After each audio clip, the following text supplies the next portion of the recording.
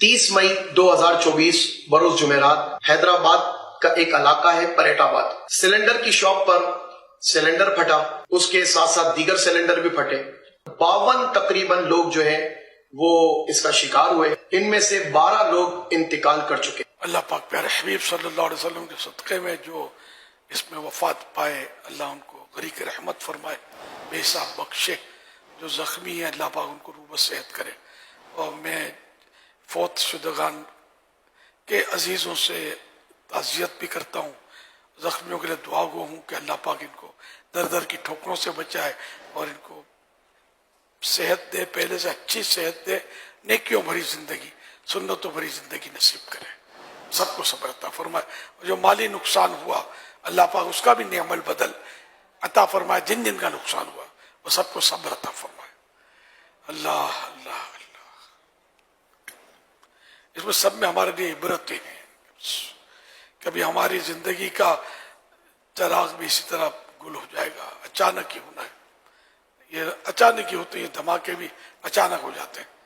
Gas cylinder کے واقعات ہمارے یہاں کافی ہوتے ہیں، اور اللہ بہتر جانے سلنڈر ناقص یا جو بھی نظام ایسے، حالانکہ دنیا بھر میں سلنڈر چل رہے ہیں، ہر جگہ اس طرح کے واقعات سنے نہیں جاتے، کبھی کبھی وہ یہ نہ ہونے کے برابر ہے، ہمارے یہاں زیادہ ہوتے ہیں۔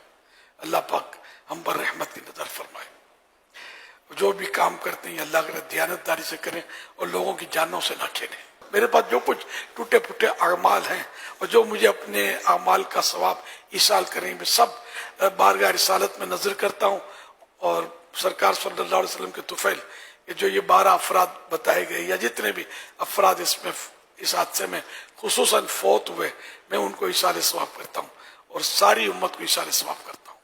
اللہم آمین۔ اللہ پاک ان کی بے حساب مغفرت فرما، یا اللہ پاک ان کی قبر تا حد نظر وسیع ہو جائے، ان مرحوموں کی قبر جو ہے یا اللہ پاک جنت کا باغ بن جائے، یا اللہ پاک ان کو عذاب سے محفوظ رکھنا، الہ العالمین ان پر رحمت اور رحمت ہو، بے حساب مغفرت ان کی ہو جائے، اور جنت الفردوس میں تیرے پیارے حبیب صلی اللہ علیہ وسلم کا انہیں پڑوس مل جائے۔